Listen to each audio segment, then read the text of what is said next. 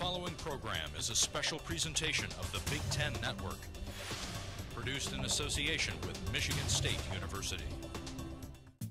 Welcome to MSU Today. I'm Jim Peck. Here's what's coming your way right now.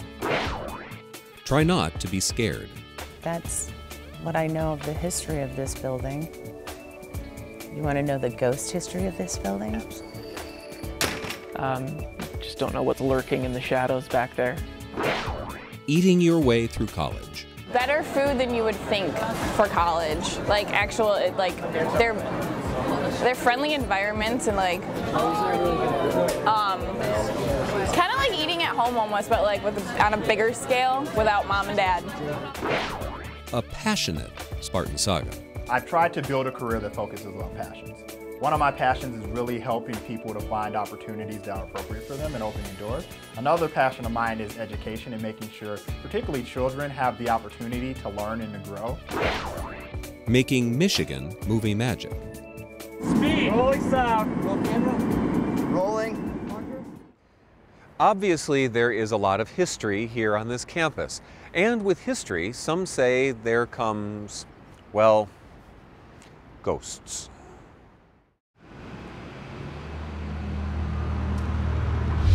This used to be a projection house. This building is probably close to as old as this university. It's never been updated, as you can see. Okay, now, isn't it already spooky? I like to be surrounded in the history to know that, you know, I'm not the first person to walk through these halls and do what I'm doing, and that's comforting to me. The interesting thing about this building is that this theater space is unlike most theaters. You just don't know what's lurking in the shadows back there. Because there is a stage center, and there is audience seating here, which is the Fairchild, and then over here we have the auditorium. You know, that's what I know of the history of this building. You want to know the ghost history of this building?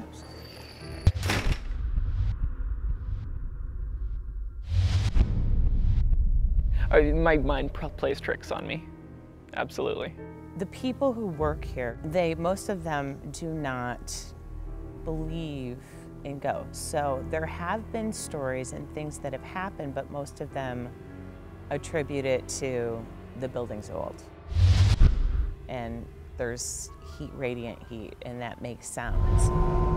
You know, all the light switches throughout the building are older so that they're distributed throughout the building. And so if we're walking through at night and everything's turned off, you've got to go hunting for a light switch instead of, you know, things turning on automatically. So that really kind of makes a game of, okay, I'm going to walk through this really darkened hallway and try to get to a light switch as quick as I can. But there are some stories and one-on-one experiences that people have had in this building that I feel can't be explained.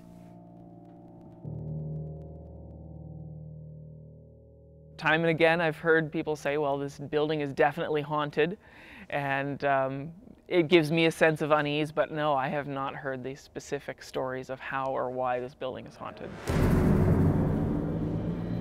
There is definitely a truth to the fact that a stagehand died in this building. Oftentimes, people have reported seeing in the projection booth, which when that stagehand died, he was a projectionist, so because this was a projectionist house.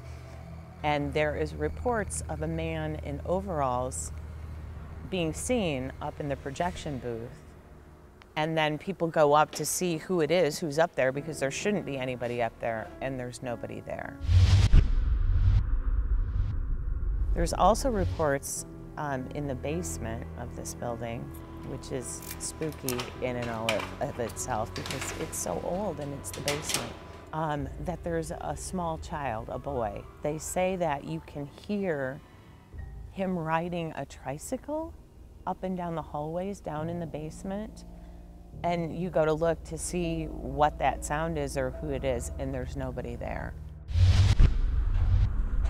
It can be pretty intimidating. It's a very big building with lots of dark corners. The Juilliard School of Music at one time performed on this stage. And during the performance, there was whistling. Now, there were house managers here. Everybody in the audience was silent. The music was playing. The whistling was coming from underneath the stage. Juilliard was so upset that they stopped the show and they walked off. So the old stagehands who were here working that show, everybody immediately went to try and find who was whistling. They could find nobody. There's that whistle. He saw this ghost radar app, although I'm not thoroughly convinced, but I'm not thoroughly not convinced that it's just random words. Kind of hold it while we walk around and see if we find anything. Sounds good.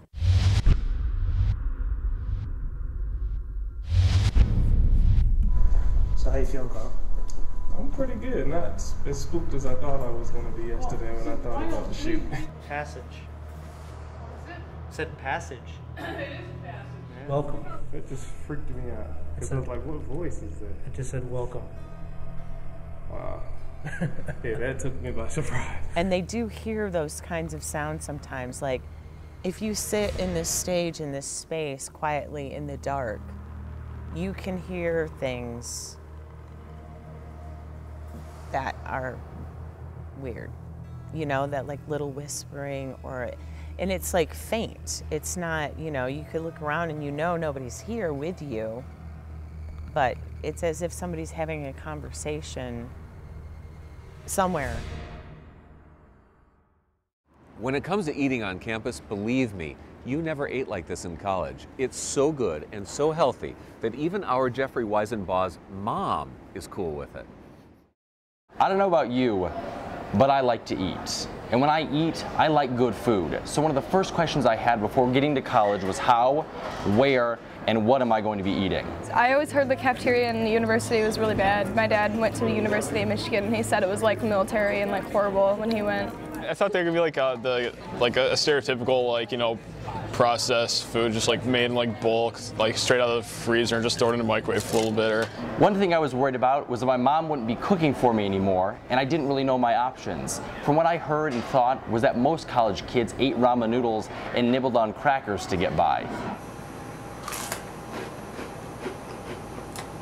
But actually, upon further investigation and a couple rumbles from my stomach, I found the cafeterias that MSU had to offer, and offer they did. Here at Michigan State, like, it's all you can eat, like even for the lowest meal plan. So, you know, starving was never like a problem. I always thought it was good. I gained a lot of weight, but then I lost it, so. Being a student here at MSU and living on, I had access to more than 13 residence hall cafeterias, like the one I'm in now, and tons of convenience stores located all over in campus buildings called Sparties. So anywhere I turned, I had somewhere to eat, going to and from class or even just sitting in my dorm. When I first came, they didn't have late night, but now they have late night. So if you have like late class or you have late sports practice or something, you can come after and get food. They're actually in the dorms, so I'm a huge fan of that. So I found out about all the options of where I could eat, but I still wanted to know if the food was good or not. Was it 13 cafeterias that served all the same bland stuff, or was I going to be in a land of food utopia? I like the fruit selection. Like, there's always fresh fruit that I could take back with me. Probably not supposed to take that much, but anyway. I like the desserts and everything. Kind of like eating at home almost, but like on a bigger scale without mom and dad. But after that, venturing out a little bit, trying different cafeterias, I really started liking what they had to offer. They have different foods each day, and not all the cafeterias serve the same stuff. If you don't really like what's on the main menu, you could always like go get a pasta or a sandwich here at Hubbard, or over in like Brody, they have like 7 restaurants inside with like all different kinds of food. So I mean, variety is number one thing here. Even though my parents knew about almost every single thing about MSU before sending me off to college, they still like to check in every now and then.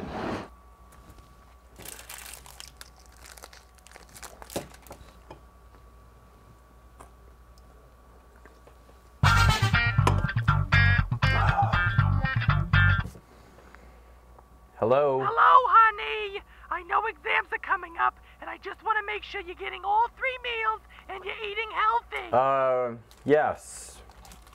I am. Quit worrying. I'm fine. I'm fine. Okay, honey. Just making sure. Remember, an apple a day keeps bad grades away. Okay. Bye. The cafeterias offer so many different things and they are very convenient to everyone here. A lot of them are open until midnight, so you don't have to worry about going to bed hungry. They're all over campus and with stuff other than just the cafeteria food to choose from, like eating in the Union and Sparty's around campus, the opportunities are endless. And they don't just serve nasty fried food all the time. You might worry about gaining the freshman 15, but what they serve is up to a healthy standard, and there are also vegetarian and vegan options to choose from. It's like really interesting. Like my parents even comment on it, like how they have like fish and like different variety of things that you can choose from. I eat a lot of lettuce because I'm preparing for spring break. I gained 0 pounds. Yep, so same weight. So whatever kind of foods you might like, the food services here at MSU will have anything you're looking for, and before you know it, you'll have a routine down and be able to pick out where you like to eat. So come on down, eat fresh, have it your way. When you're here, your family, and I'm loving it. Wait, I don't think those are our slogans. I knew these crackers would come in handy. In our Spartan saga, you're going to meet a man who is all about passion, whether it's on the job at Google or on the other job in schools. Meet Ed Bailey. I think Google is a pretty normal place, and it's an embodiment of the people. So the environment is, I would describe it as very collegial. I would describe it as there's a lot of activity. I would describe it as an environment where people can meet other great people, share stories, and work towards a great set of common goals. It's absolutely very exciting. I think it's something great to aspire to. I think the challenge is people don't understand in general how much hard work it takes to get an opportunity to work anywhere. If you look at any of the top companies or any of the top sports teams or any of the top art companies, any of the top anything for that matter, the amount of work you have to put in as well as the amount of doors that have to open for you to even get the opportunity, it's hard. I've tried to build a career that focuses on passions. One of my passions is really helping people to find opportunities that are appropriate for them and opening doors. Another passion of mine is education and making sure particularly children have the opportunity to learn and to grow and have equal will to be able to follow their dreams. And so one place where Google and the education system really come hand in hand is they both open lots of doors for people to have access to information and to follow their dreams. A lot of my thought processes around diversity really came from Michigan State because it's not just about color or gender or background. It's really about diversity of thought. It's people coming from all over the country and all over the world who've had different life experiences and bringing those things to the table. If you think about the mission to make the world's information useful and accessible for all, in order to accomplish that mission successfully, you have to have diversity of thought. Because you have to be able to connect to users from all different types of backgrounds and to be able to drive effectively products that will change their lives. And there's no way to do that without having tons of people who really think about the world from different points of view and can work together collaboratively to solve a problem. I've always felt that regardless of what my ability set is, having other people around always makes that better. And I think one of the things that I particularly learned at Michigan State working in a lot of group activities, you know, the Residence Halls Association, Black Caucus, things like that, is that one person can only do so much. And your ability to lift the spirits and also the output of the people around you are the things that's going to make the difference in terms of whether you drive something at one level or your team drives something at a second level or a third level. So from those experiences, what I've tried to do is really first be self-aware and understand what my capabilities are and understand what my capabilities aren't, and then just surround myself with great people who bring other things to the table, who bring new ideas, who bring different kinds of energy, who can push me and who I feel comfortable pushing as well. As a parent, as a member of the community in Mountain View, as a member of the state of California, US, etc., I think it's really important that I give back in ways that I have, in areas where I have knowledge, where I have skills, I have abilities, and I have experiences in. I think public education is important, one, because most people go through that process, and two, it, in a real sense, is the most scalable opportunity we have to define what being American is, what being human is, and how to contribute to society as a whole. The local school system here is called the Mountain View Wisman School District, and it actually used to be two districts, Mountain View and Wisman, that were part of the city of Mountain View, California. And over the past year, I've had the opportunity to serve as president of the board. And I really have the great opportunity to really see students grow, to really see teachers grow in their craft and give them opportunity to impact students, and really to give principals and the administrative staff the resources they need to be successful. I think success to me is a commitment to consistently delivering against my core values and to making the lives of the people who matter most to me better. Hopefully the people that I work with at Google feel like I'm a valued team member, that I'm a hard worker, and that anytime that I'm a part of a conversation that I'm adding value. I hope my family feels like that I'm supportive, that I'm loving, that I'm creating opportunities for them to be able to live their dreams.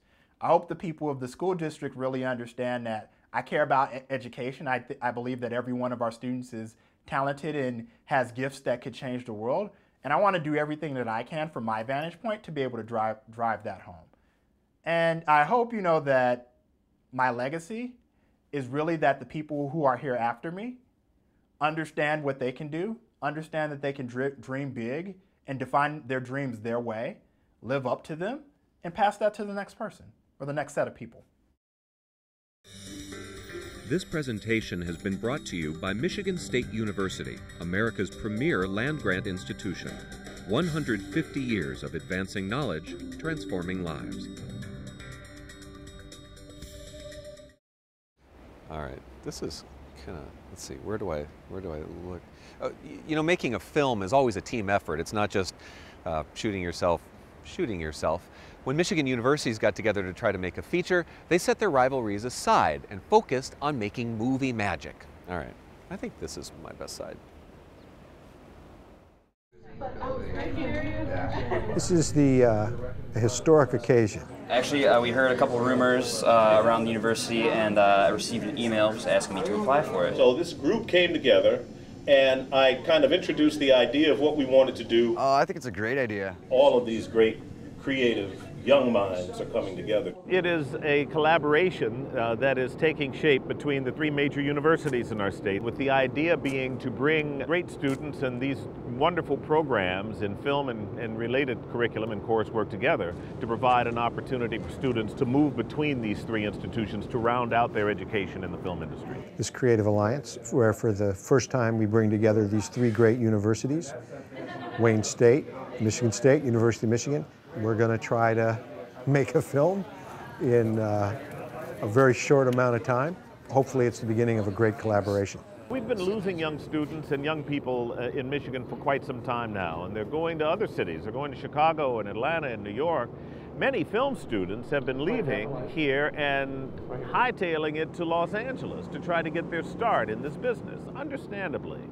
But now with all of this runaway production in California, and these movies are going all over the country now with various incentives, these students for the first time are coming out of these fabulous programs, and they don't have to leave our state.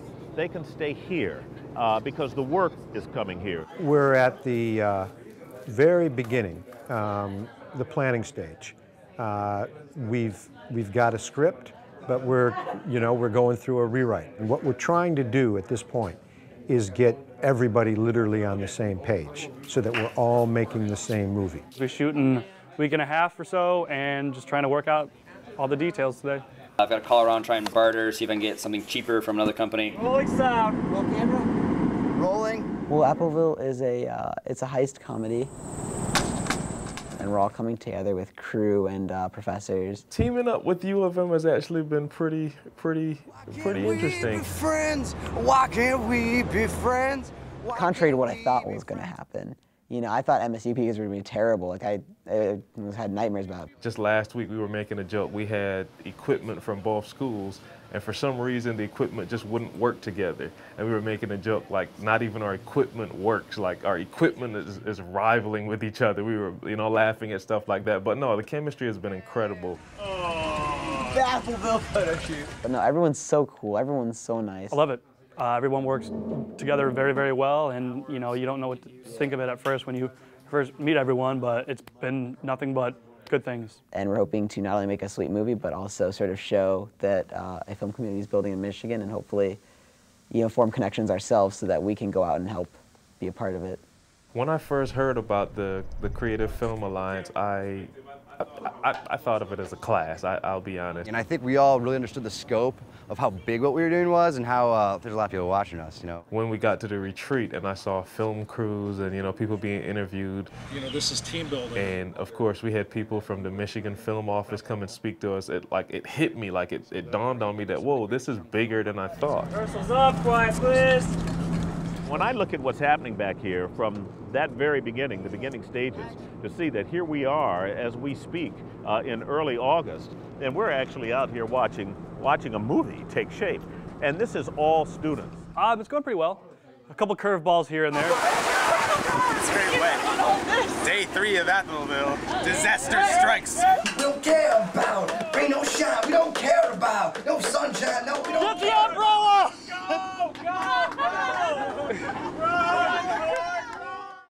Taylor, can we have you do this again? Thank you. Can we just have you walk through it again? Yeah.